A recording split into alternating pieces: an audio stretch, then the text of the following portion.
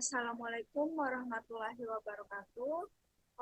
Halo semuanya, perkenalkan nama saya Nurul Mutmainah Samsu dengan NPM 094121111021. Saya mahasiswa program studi farmasi Fakultas Kedokteran Universitas Hairul Ternate. Nah, jadi pada video kali ini saya akan menjelaskan sedikit mengenai interaksi obat secara farmakokinetik, atau lebih spesifiknya tuh interaksi dalam tahap metabolisme. Nah, video kali ini dibuat untuk memenuhi tugas mata kuliah farmakokinetik atau ujian tengah semester dari mata kuliah farmakokinetik. Nah, baik, kita langsung saja ke pembahasannya.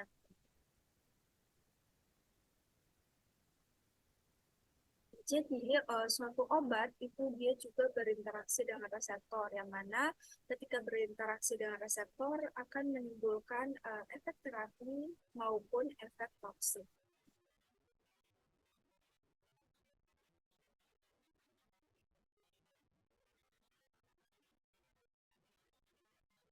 Sebelum kita masuk melalui tahap metabolismenya, jadi kita harus tahu dulu nih konsep metabolisme obat itu seperti apa. Nah, jadi obat dieliminasi dari tubuh dalam bentuk utuh maupun dalam bentuk metabolit, di mana dalam bentuk metabolit ini dia sudah melewati tahap metabolisme atau biotransformasi.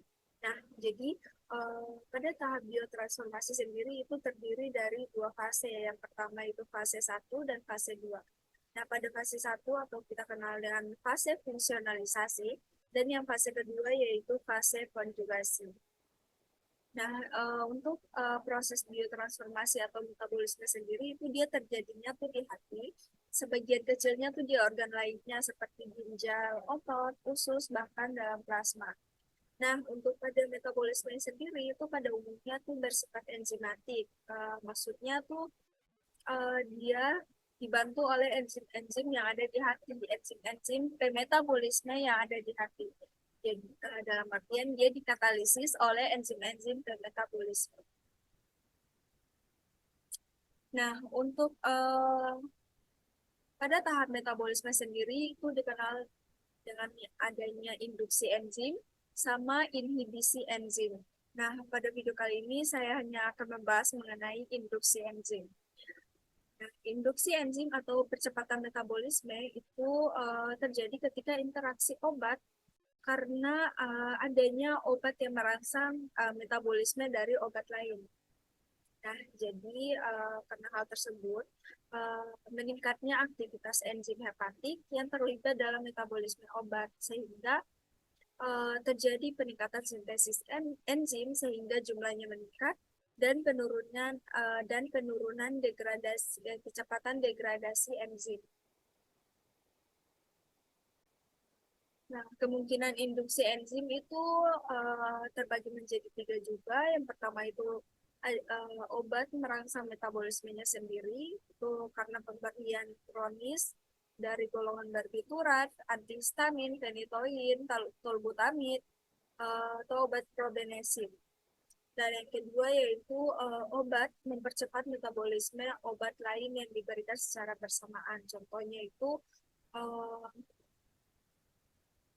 Contohnya itu warfarin sama fenobarbital, di mana fenobarbital ini dia akan mempercepat metabolisme dari obat warfarin. Dan yang ketiga ini obat merangsang metabolismenya sendiri dan juga metabolisme dari obat lain.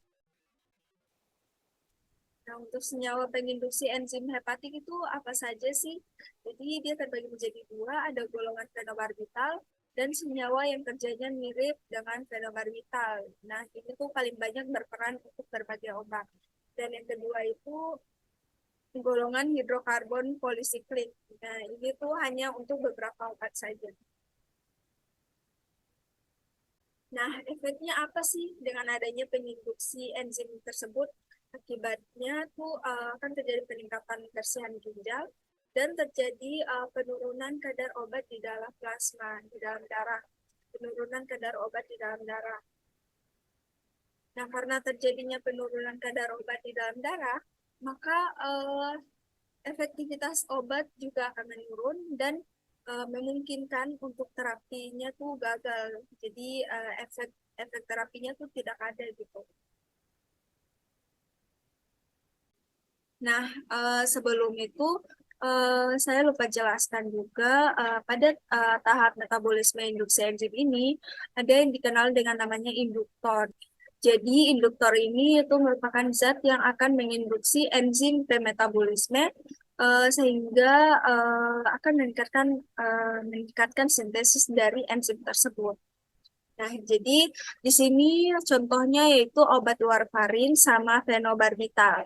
Nah, jadi fenobarbital ini sebagai induktornya ya, jadi sebagai zat penginduksi. Nah, kan si warfarin ini akan dimetabolisme di hati. Nah, ketika dimetabolisme ini dibantu oleh enzim-enzim yang ada di hati.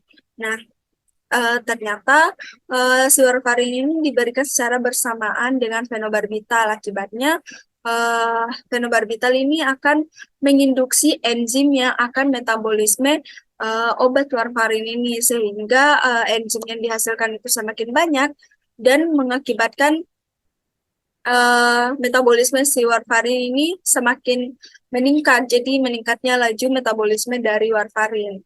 Nah, karena meningkatnya laju metabolisme dari obat warfarin akan mengakibatkan terjadinya penurunan respon terhadap antikoagulan karena itu dia lebih cepat termetabolisme dan terekspresi. Nah, risikonya apa? Risikonya itu akan terjadi pembentukan trombus. Nah, jadi dapat disimpulkan bahwa pada tahap metabolisme dengan induksi enzim ini eh, akan mengakibatkan menurunnya efek dari obat pertama yang dihasilkan dari induksi enzim dari obat kedua. Jadi eh, efek dari obat warfarin ini dia akan menurun karena dari induksi enzim dari obat fenobarbital gitu. Jadi mungkin itu saja yang dapat saya sampaikan. Lebih dan kurangnya saya mohon maaf. Wassalamualaikum warahmatullahi wabarakatuh.